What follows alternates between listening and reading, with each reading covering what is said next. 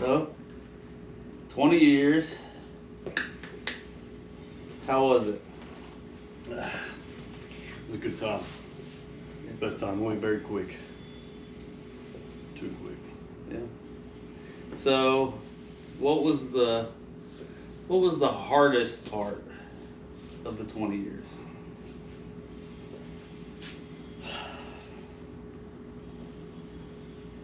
Hardest part, probably mental stuff, like leaving family, stuff like that. Everything that was like physically hard, that's where the memories came from. That was the fun stuff. Yeah. That's what I enjoyed. A lot of courses, squad leaders course, infantry unit leaders course, stuff like that. You just get thrashed for months and months, hiking heavy weights, and everybody just at each other's throats. So that's the best. That's what you remember. Yeah. Out in the field with the men, it's raining, just goofing off, having a good time. Builds character. Does build character. Yeah. That you will forever remember, like those experiences, the interactions with the people, even the bad interactions. At the time you probably hated people, and looking back, it's like some of the best experiences. Yeah, absolutely. So like even for us when we went in together, like we faced some difficult times, and there was it was hard, it was hot, it was a Marine Corps, especially early 2000s, war kicked off. We were fresh in Iraq and Afghanistan, and some of the people coming back were a little worked up from previous deployments. But even looking back at some of those experiences, I'm like, well, those are the hard times that built the character that all of us will carry for life. Yeah. I think a lot of things like that, they suck in the moment. Yeah. And you don't really think about it, but as you move on, you're very grateful for it. Yeah. You miss it, you miss it. Yeah, boot camp, same, Yeah, I would love to go to boot camp right now. Yeah. That's what I want to do for my retirement, just go through and reverse, do everything again. Yeah. And just end, yellow footprints, get back on the bus, go back home, Yeah. But it'd be cool. And then, with Cooper going in, as you're getting out, it's like changing of the guards almost, changing of almost being relieved, if you will.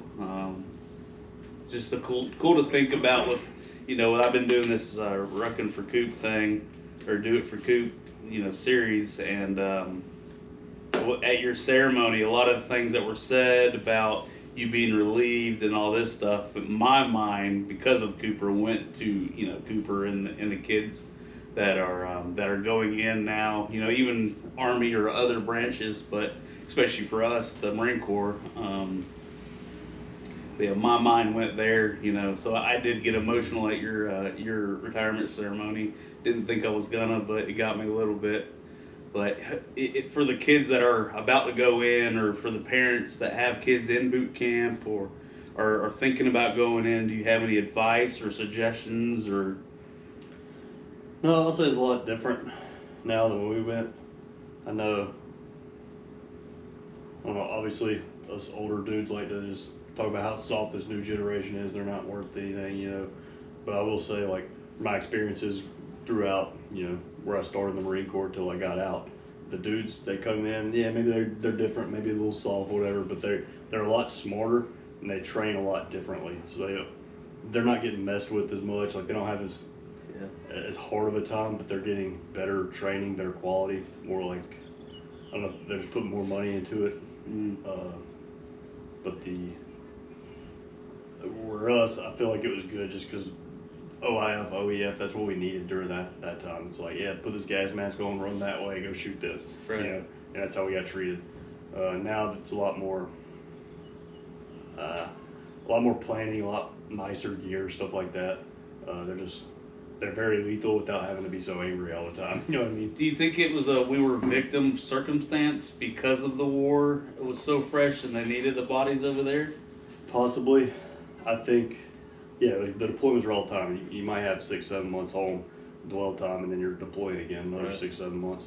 And then when you were home, like, you had a little bit of leave, you spend some time with family, all that. Maybe do a little bit of training, PTP track or wherever they had. Maybe go to the field a couple times, go back to 29 Palms, do an exercise, and then bam, you're deployed again. You know, they didn't really have time to do near as much training. And when you get back, you might have these experiences and know things, but half the guys are getting out. You're getting a fresh batch of brand new dudes. They got to learn everything. So it's just like starting from scratch. And you only got a few months to do it. I think it's good. I think we were better back then about like working with what we had. Like, hey, we don't have weapons today. They're in the armory. We can go grab sticks and work practice. You know what I mean? We're not wasting time doing, you know, nonsense, waiting in line to draw weapons and cleaning and all that. We could just grab sticks, go in the backyard, and we could do a lot of training that way. And I think it was awesome. Nowadays they get a lot more field time, more money, better gear. Like I said, a lot longer to train though. I mean, you're looking at like 1.5 to 2 years of dwell time in between deployments. You might get, you know, 2 months of 29 palms for a ITX and a MWX, maneuver warfare exercise. You might do something at Bridgeport a few months before that or after that, or, you know, Fort Pickett, AP Hill, some type of other deployment for training. And then, you know, in between, you got so much time to work on everything from individual fire team level skills all the way up to, you know, company and tags, even battalion level skills. It's pretty cool seeing it now. I mean, I hate it. Like I get bored training that long for, you know, waiting for another deployment because I'm used to like on the go all the time. Right. But it's still good. You're still constantly on the go. You're getting a lot better training. I like seeing, like, you know, we still start fresh, getting brand new Marines, some coming from other units because it's harder to get dudes to stay with the unit that long when they deploy. You know, the rotations are so long in between.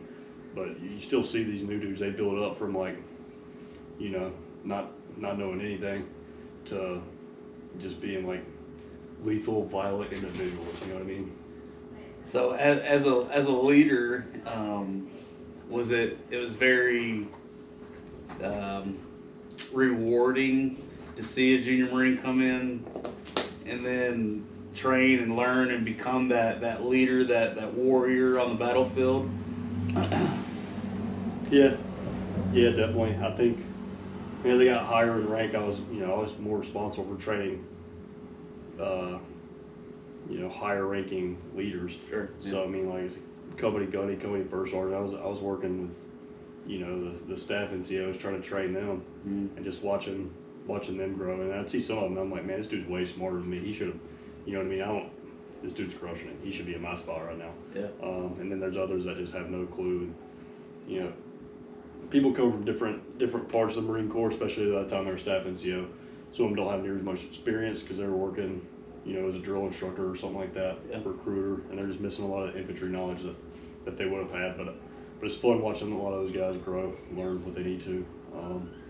It's also rewarding training the young officers. I love watching lieutenants come in, just scared to death, don't know anything, thinking they know everything, and just trying to crush dudes. Yeah. But I like being able to mentor them. And I became really close with a lot of those guys. 'Cause I think we have, you know, good mutual respect. I think they valued my opinion, and they loved hearing my stories and everything, and had a good way of kind of steering them in the right direction.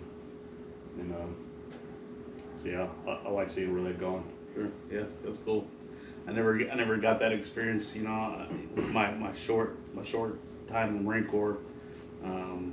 But I think it's awesome. You know, even out of the military, I've had a little bit of a hands-on as far as training people or mentoring or however you want to phrase it, but never to the extent that you did, you know, in the military. And I think it's awesome. So speaking of leadership, like I think in the civilian world, there's this false view of leadership as being the one that tells people what to do and the job gets accomplished. But I think growing up in the military, it's not. That's totally not the case. At least in my opinion, a leader is somebody that makes somebody want to do the right thing, not tell them to do the right thing, right? So, you know, I think that with you transitioning into the civilian world, hopefully your experience and your leadership skills and everything that you have to offer to the outside world, or, you know, the civilian world, hopefully people listen, because there needs to be more leadership in the world. Yeah, for sure. I think it's a lot different in the military. I don't know, like I think a lot of more strict, more disciplined, and it's got to be because people don't do what they're supposed to. Right. Then people can die. You know what I mean? Yeah. Most jobs aren't taken that seriously. Yeah. It definitely is in the military, and I've seen really good leaders. I've seen really bad leaders. Sure. And I think for me, like coming up, I was lucky. Like I said in my retirement, I always had like good Marines underneath me. Mm-hmm. So like I could barely, talk to them, bring them aside, mentor a little bit. But a lot of times, man, they were so on top of things, it made my life easy. Yeah. They were just so good at it. Like especially when I was a platoon sergeant, 1-2 squad leaders I had, they were just, like I'm planning something. I'm making breakfast, they're already cooking dinner. I'm like, hey, I need y'all to do this. They're like, oh, we already got it right here. We did it 2 weeks ago. You know what I mean? Yeah. Like they were on top of things. They'd come in, they'd help me plan. I'd bring them in, because I knew what we had going on when we were going to the field, what we were doing next. Like say we're going out to do some patrolling or offensive things out in the field. I'd bring them in a couple weeks before. I'd sit down with the squad leaders, let them make the training schedule. I'm like, look, this is what we're doing in 2 weeks in the field. So I want y'all to work with the guys to build them up, get them ready for that field op. And they would come up with a training schedule, have it all planned out, because I wanted them to be a part of it. I wanted them to pick what they were doing, like kind of how they wanted to do it, and then how how they wanted to train their guys, and then how they wanted to do PT or whatever it was for the next couple of weeks. And I'd review it, make sure it was all good, made sense, and then but I wanted them to be a part of it. I feel like they have more buy-in if they get to be included in the decision making, and that really worked out well. Well, in the civilian world, it's like people are scared to train the people under them to be as good or know as much as they do because it's like job security. But in all actuality, that's the whole goal of a leader, is to train the person under you to take your job. Yeah. Right? Yeah, that's a big thing in the military. So you got to be ready to take the next person's job, and the guy above you's job. No telling when something happens to them. Somebody got to take it. You got to be ready to do it. Could be immediately. Right. So, like I said, people have different leadership styles. I talked about Sergeant Major Caldwell. That dude was, when working with him at Assault Climbers, we were both staff sergeants, gunnies there together, and like even like at the same rig, that dude, like I looked up to that dude a lot just because I don't know how he did it. He just never like yelled at people, never did anything. And even if he did, he's going to like the student heads need to be clean. He's the first one in there with the mop and asking the students, hey man, y'all mind helping me out real quick? And he's always doing it with them. You know what I mean? He's got a way of getting people to do things without being a jerk about it or anything. Right. Yeah. I mean, there's that old saying, you catch more bees with honey than vinegar, right? And it's true. I mean, but there's also times and places for that. Sometimes, oh yeah, no doubt. If you're in the middle of a firefight or something, and somebody's yelling at you to do something, like it's right then and there. It's not. Yeah. But when it's all the time, it's almost it almost gets watered down because it's like the boy who cried wolf, Where if the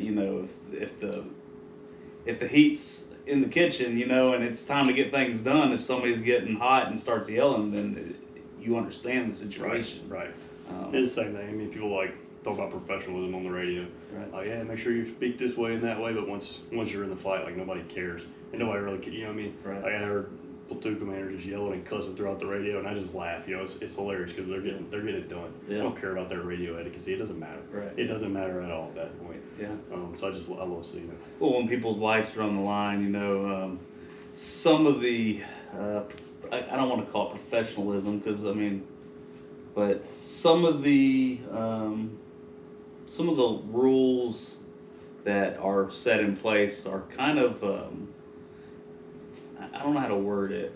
It's what I'm trying to say is in combat, in extreme situations, like as long as the job gets done, it doesn't really matter how it gets done, right? It's the end goal that matters.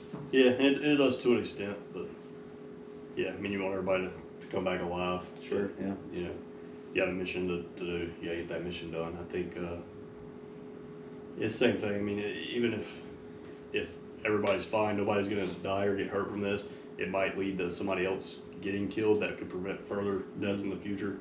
So like if you're on objective and you need to move because they're moving, whatever it is, and I think that's also important. You train like you fight. Right. Yeah. So that's cool. So how many deployments did you do total? I had 5 deployments. Okay. What was your most fun? What was your least fun? Coolest place you ever been? So I deployed with Special Purpose MAGTF, AFRICOM, crisis response. That was awesome. It was, for the most part, we were bouncing between Spanish Air Force Base and Morón, Spain. Most of the time we were there, and we bounced to Sigonella, Sicily. Just depending on what was going on in Africa at the time, you just bounce around, always on the alert and ready to go. We were usually our platoon had to be ready to deploy within like a quick time, quick reaction force for operations going on in Africa. We had, but I mean, when I'm saying we were ready, like we had our pallets at the flight line. We had, we would sleep in the hangars, like waiting. The birds were already spun up. We were ready to go. If something serious was going down. And a lot of other times it was like we had a few hours to where we could push out and do something. They had it was awesome. We had a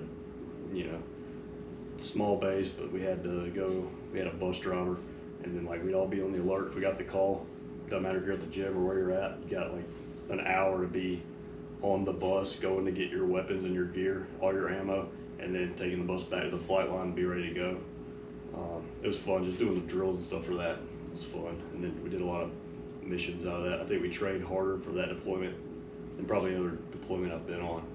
Just my platoon was the main effort for the battalion, so we went and did a lot of extra stuff. The rest of the battalion wasn't doing during the workup. Did some operations with the State Department, doing like embassy stuff, and then did a lot of did some trap courses, did some like long range trap missions and raids and stuff like that. None other platoons got to do that in the battalion, so it was really cool. And then even when we deployed, we were just always training. They had, small tree line there, not a lot of area to train. We tried to get some stuff off the base where you could do like traps and raids and stuff like that, just in people's farmlands and stuff. It was cool just, going on a 22, landing, and then, doing your mission, and then when you're waiting for it to come back, it's landing, rotor wash is putting like, cow poop and everything just blowing all over the place. It's a good time, a lot of dust, but we were always training. And then even if we weren't leaving the base or doing anything like that, just small stuff like the brilliance and the basics, what really mattered. So once everybody had their individual skills down, it was good. So I'm talking about speed reloads, doing weapons drills, stuff like that, and then even on and off drills of the aircraft, getting on a 22. I don't know if I've been on a 22 before, but if you get a group of Marines that have never been on one before, and you're waiting to take off to go somewhere, you're looking at a good hour while everybody's trying to figure out the seatbelts. It's just stupid how long. Like, Marines are not the brightest when it comes to seatbelts. I don't know. We don't wear them. So yeah. So I mean, like doing on and off drills with that, getting dudes on the 22s just to figure out how you're gonna run off, do security, where weapons are gonna go, who's gonna be off for these different scenarios, stuff like that. And then they got the little flotation device in case the bird goes down in the water. Like you're gonna put that under your gear, over your gear, just working out those details, how you're gonna get your gear in the bird, making sure all the comms are good, and then doing that in the daytime and nighttime. And I mean, it's your fun one, you can't see with nods on there because everything's so close and it's so dark, there's not a lot of ambient light, but it's cool just seeing dudes just getting used to feeling everything, know where everything's at, and just how quick dudes can get at that. And we would do it like 3 times a week, like 2 hours for we say like Tuesday and Thursday you do it for 2 hours in the day, and then Wednesday you do it for 2 hours at night, and just all the time. Then we had like a small little range set up there, so we were always working on different marksmanship skills, and it was a small range, so there's only so much you could do. We came up with a lot of fun drills and stuff just to keep everybody deadly and lethal. It was awesome. I had a blast on that deployment. And it wasn't a lot of liberty. Platoons would kind of rotate as who was on the alert or whatever, but wasn't a lot of liberty. There was a little bit, and that was cool too, just seeing the country.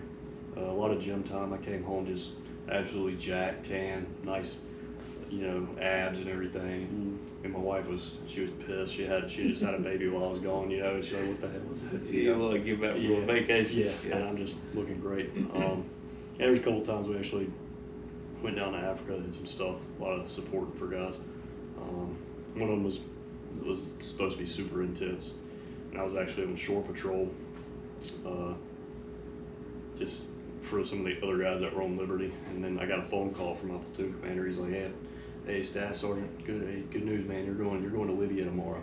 And I was like, cool, well, that's awesome. And he was like very upset. And I'm like, what's wrong, man? He's like, I don't know. I mean, I just, I wish I could go do it. And I was like, go, man. he's like, well, I just want to make sure you get what your opportunities. I was like, dude, I've had my opportunities. You've never done anything. You go. I'll stay with the boys here. Have fun. So it was just, yeah. But that was a great deployment. I had a blast. And I would say the worst was probably the 22nd view we did together. Yeah. I think it was cool hitting different live-out ports, seeing different things. Spent a lot of time in Kuwait. Towards the back end, a lot of stuff was going down. I think we were supposed to they were going to go to Iraq before we went into Kuwait. And that's right around the time things started heating up in Afghanistan again. So we got back on the ship expecting to go to Afghanistan.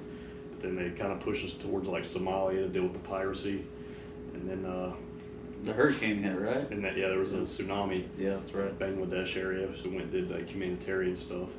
But that's really when Afghanistan started heating up again. I wish there was one point. We really didn't do anything that cool in that deployment. There was a lot of cool training, a lot of cool places we went. But I remember during the whole Somalia thing, they got us spun up. They picked like a small raid force just to go fast rope on one of these ships. Kind of like a show of force, just to like for the piracy and everything.